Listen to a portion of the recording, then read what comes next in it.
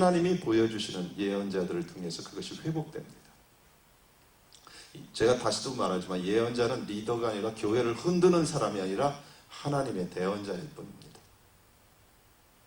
그 사역이 회복될 때 실제적으로 교사가 교사로서 파워를 갖게 될 것입니다. 교회가 목사와 목사로서 파워를 갖게 됩니다. 서로 누가 높다 낮은 게 아니라 실제 교회를 온전케 하는 일들이 일어나서 온전케 되면 세상을 취하는 놀라운 일들이 일어납니다. 사도행전에 나오는 교회들이 그랬어요. 그죠? 초대교회는 사도들이 있었습니다. 그죠? 그리고 선지자가 있었어요. 아가브라는 선지자도 나오죠. 그죠? 그 안에 교사도 있었어요. 그 안에 뭐예요? 여러 다양한 오중직임이 있었다는 거예요. 근데 그것이 시대를 흘러가면서 로마 카톨릭으로 흘러가고 이러면서 도리어 계시가 감춰져 있어요. 이것을 성경을 오해한 것이 아니라 성경이 덮여버렸다는 거예요. 죄 때문에. 그래서 이제 프리스트와 레이맨으로 바뀌어버렸어요. 제사장과 평신도. 그러면서 마르틴 루터에 의해서 종교개혁이 일어나니까 이제 목사와 교사가 일어나게 됐습니다. 이것이 새로 만든 직분이 아니라 성경을 통해서 계시가 열린 부분입니다. 회복된 거죠. 그러면서 이제 시대가 지나면서 복음전도자가 나오게 됐어요. 지금 우리가 아는 것처럼 복음전도자들이 얼마나 많은 대중집회를 합니까? 그분들 안에서 실제적으로 빌립과 같은 사람들이 일어나고 지금 다 회복이 됐어요. 사도적인 사역자들, 자기가 사든지라고 얘기는 안 하지만 하는 일 보면 사도적인 사역자들이 일어나고 있습니다. 그리고 그거에 대해서 크게 큰 거부감들이 없으세요. 하지만 예언자라는 부분에서는 지금도 거부감이 너무 많습니다. 이것이 굉장히 문제입니다. 이렇게 사단이 우리 교회를 혼란케 만들어버렸어요. 그래서 이것을 회복하는 유일한 길은 순수한 수원을 찾는 겁니다. 자, 제가 그랬어요. 의조 집회를 꼭 있어요. 의조 집회 없는 나라 없습니다. 그죠? 우간다에 가니까, 우간다 선교사인데 제가 우간다에도 의조 집회가 있어요. 야, 사람들은 제일 그 땅에서 제일 빨리 성공하는 비결이 의조 집회를 만드는 거거든요. 그죠? 여러분들 안 만들어 보셔서 별로 모르는데 의조 집회만 성공할 수 있다면 그는 앉아서 그 땅을 취할 수 있잖아요. 그죠? 대부분 돈으로 살 수 있잖아요. 근데 의조 집회가 그렇게 모든 사람이 머리 최고 좋은 사람이 연구하는 게 의조 집회인데 이 의조 집회가 생긴 이유는 뭐예요? 집회 능력이 있기 때문에 그렇거든요. 집회가 별로 하찮게 똥 같은 거 의조 똥 만드는 거 봤어요? 안 만든다고. 그 가치가 없거든. 근데 정말 가치가 있는 건 의조를 만들어요. 그죠? 그래서 뭐 이렇게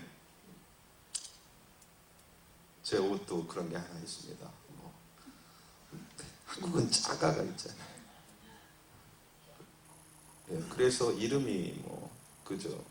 나이크 뭐 이런 나이키가 뭐 이러잖아요. 왜 만들어요? 밸류가 있으니까요. 그래서 의조 집회를 구별하는 방법은 뭐냐? 뭐예요? 의조 집회를 연구해야 돼요. 그죠? 그러면 구별할 수 있어요. 이러면 또 안 된다는 그러는 사람 대부분 보면 사탄에게 팔려가. 맨날 영적 전쟁한다고 귀신 얘기하는 사람들 보면 대부분 귀신 들려요. 그죠? 문제가 그거예요. 잘못된 걸 연구했어요. 본 집회를 연구하면 의조 집회가 보여요. 그래서 올바른 수원을 찾기 위해서는 실제 본질인 영분별에 들어가기 위해서는 예수님을 추구하고 말씀을 추구하면 영분별의 눈이 열린다는 거예요. 사단이 누군가 맨날 쫓아다니고 뭐 이단이 뭐야 뭐 연구하는 사람 다 이단으로 들어가더라고 결국은. 그럴 수밖에 없어요. 속임이거든요. 미혹이거든요. 여러분 스피리추얼 파워나 이런 미혹의 영이요. 우리 인간적으로 분별할 수 있다고 그런 마음을 갖는 건 교만한 겁니다. 여러분 사람도 분별 못 하잖아요. 그죠? 여러분 제가 얼마나 근사합니까? 그죠? 저 참 근사하잖아요. 생긴 거 멀쩡하잖아요. 근데 여러분들이 내 마음 알아요? 대부분 외모로 판단하잖아요. 제 마음이 어디로 향하고 있는지 여러분들 모르잖아요. 몇 번 경험해 본 것 같고 저를 아주 예수님이다 이렇게 부르는 사람은 없더라고 사실. 근데 그렇게 생각할 수도 있어요. 사랑하는 여러분, 가장 중요한 것은 우리가 순수한 수원을 찾는 것인데 그것은 본질을 찾는 것입니다. 하나님을 찾는 것이에요. 지금은 그런 시대에 우리가 들어와 있습니다. 영적 거룩한 영적 대결, 힘의 대결의 시대에 우리가 살고 있습니다. 뉴에이지나 이단들입니다. 이것은 지금의 시대가요. 모세도 애굽의 왕실에 들어갔을 때 모세 하나님의 이적을 흉내내는 술사들이 있었어요. 동일합니다. 지금도 이 능력의 대결의 시대에 우리가 살고 있습니다.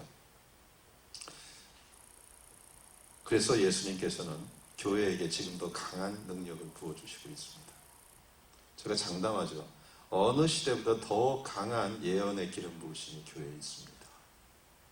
어느 시대보다 더 강한 교사와 복음 전도자의 기름 부으심이 있습니다. 마지막 때이기 때문에 사단의 괴계를 멸하기 위해서 주님은 교회에 기름을 부어주십니다. 이건 주님의 약속입니다.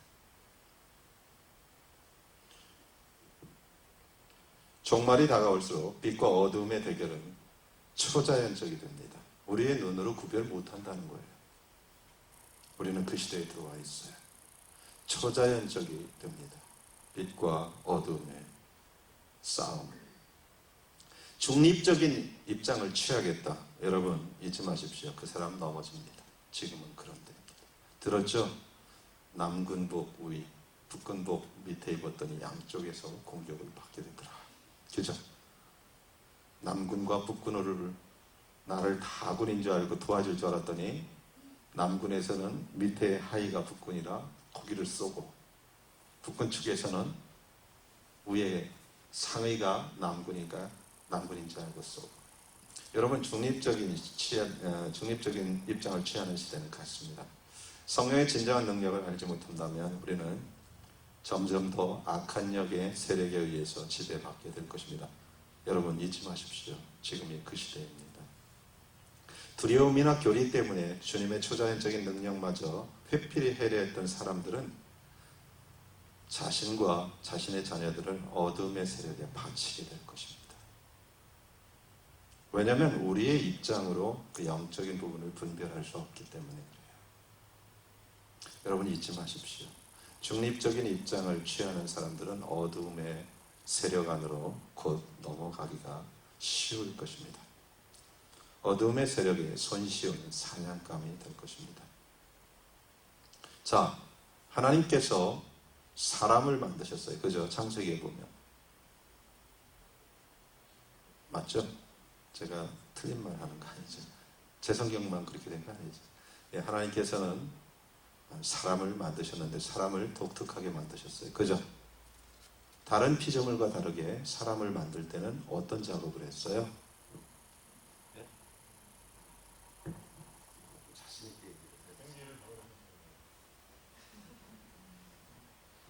예, 왜 그랬을까요? 그러자 사람은 뭐가 됐다고 그래요? 성경은 생명이 영적 존재가 됐어요.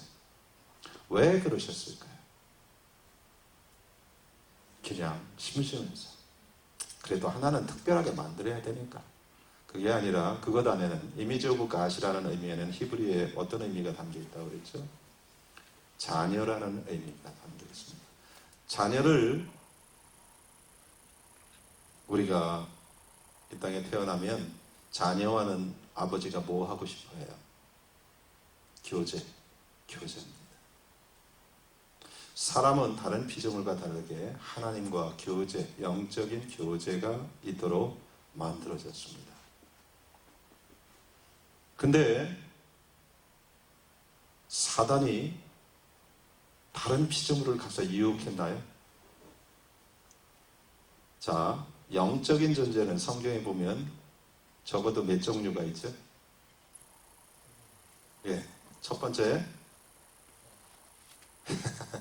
맞습니다. 사람이에요. 하나님은 영이시니, 그죠? 하나님은 영이시. 또 예, 천사죠. 천사인데 마귀는 타락한 천사죠. 그러니까 천사 계급의 영적인 존재들은 세 부류입니다. 그래서 이 영적인 존재인 인간을 유혹합니다. 유혹하는데도 뭐예요? 영적인 부분을요. 하나님이 될 수 있다고 그래요. 그래서